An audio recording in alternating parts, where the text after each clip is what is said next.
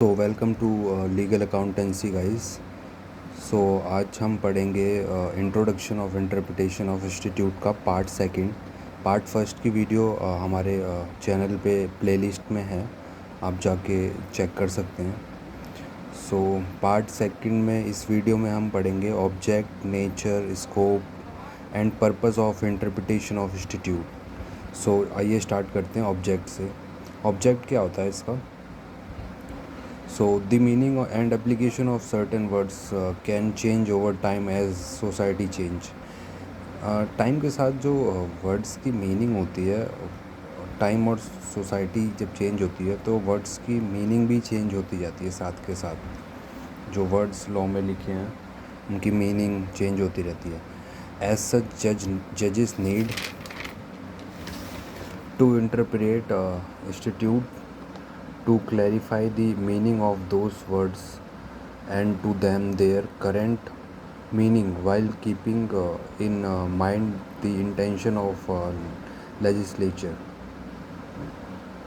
इस पैराग्राफ में बोला है कि जो टाइम के साथ जो सोसाइटी की नीड्स भी चेंज होती है और वर्ड्स की मीनिंग भी थोड़ी चेंज होने लगती है, क्योंकि सोसाइटी की डिमांड्स बढ़ जाती है। सो उस हिसाब से जो जुडिशरी है वो इंटरप्रेट करती है इंस्टीट्यूट को अकॉर्डिंग टू सोसाइटी। लेजिस्लेचर के बियॉन्ड नहीं करेगी, बट जुडिशरी कर सकती है इंटरप्रेट सोसाइटी की नीड देखते हुए with the intention of legislature. So next paragraph है, the object of the interpretation of institute is to ascertain the intention of legislature through a particular institute. Such ascertainment help in the understanding the real sense of a complicated fact of customary law, regulation, contract law, will etc. जो object है interpretation of institute का वो है ascertain, मतलब किसी भी law को, किसी भी वेरेक्ट को एसर्टेन करना, मतलब अच्छे से इंटरप्रेट करना, उसको समझाना। जो उसकी हार्डेस्ट लैंग्वेज है उसको इजी बनाना, इजी करना उसको with the help of legislation, legislature के इंटेंशन के साथ। जो लेजिस्लेचर का इंटेंशन है वो इंटेंशन ख़त्म नहीं होना चाहिए इंटरप्रिटेशन के थ्रू। मतलब लेजिस्लेचर ने कोई एक्ट बनाया है तो वो एक्ट, उसी एक्ट के अकॉर्डिंग ही जुडिशरी इंटरप्रेट करेगी उसको, उसके अगेंस्ट में नहीं कर सकती है। सो अब आगे पढ़ते हैं हम nature and scope. So nature इसका ऐसा है, कुछ नेसेसिटी, आगे पढ़ते हैं। Necessity of interpretation would arise only where the language of statutory provision is ambiguous, not clear, और where two view are possible, और where to the provision given a different meaning defecting the object of institutes। Nature and scope इसका ऐसा है कि कुछ इसकी necessity जब पड़ती है हमें इंटरप्रिटेशन की, जबकि जब जो लैंग्वेज है इंस्टीट्यूट प्रोविज़न की वो काफ़ी ज़्यादा एम्बिजियस है, मतलब काफ़ी ज़्यादा हार्ड है और समझ के बाहर है, तो उस टाइम पे वर्ड्स को क्लियर करने के लिए, लॉज को क्लियर करने के लिए हम इंटरप्रिटेशन की हेल्प लेते हैं उन प्रोविज़न को अच्छे से समझ पाने के लिए। इसमें हमारा एक केस लॉ है, RS Nayak versus AR Antulay. In this case the court held if the word of the institute are clear and ambiguous, it is plainest duty of the word use in the provision. मतलब ये provision के अंदर ऐसे words use किए जाएं जो कि ambitious ना हो, अनएम्बिजियस हो, मतलब सबको समझ में आए। ये ड्यूटी बनती है लेजिस्लेचर की भी और इंटरप्रिटेशन अथॉरिटी जुडिशरी की भी। सो हम आगे बढ़ते हैं। अब हम देखते हैं, हमने देखा object and nature and scope, अब हम देखेंगे purpose of interpretation of institute. Next point. So purpose की तरफ आ गए हैं हम। पर्पस है इसका कुछ ऐसे, the purpose of interpretation of institute is to help the जज to ascertain the intention of the legislature, not to control that intention और to confine within the limits which the judges may deem reasonable or expedient। जो purpose होता है interpretation of institute का, वो help करता है जजेस को एसर्टेन करने में, मतलब जजेस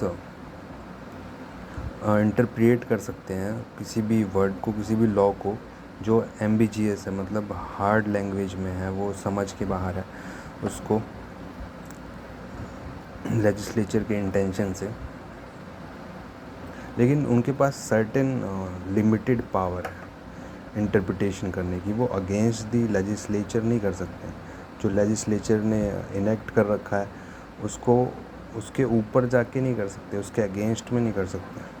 तो रीज़नेबल पावर है उनके पास, अनरीजनेबली यूज़ नहीं कर सकते उसका। सो यहाँ पे पढ़ेंगे, the correct is one that best harmonious the word with the object of the institute as stated by liar justice to be literally in meaning is to see to skin and miss to soul the judiciary की of construction is composite perception of the day and the of the provision। ये थोड़ा ज़्यादा deep में है, सो आपको इतना deep में पढ़ने की ज़रूरत नहीं है। ये बुकिश लैंग्वेज लिख दी थी मैंने नोट्स बनाते टाइम। सो आप पर्पस के लिए आप जो मैंने पीछे बताया था वो इनफ है, वो उतना लिखेंगे तो काफ़ी है।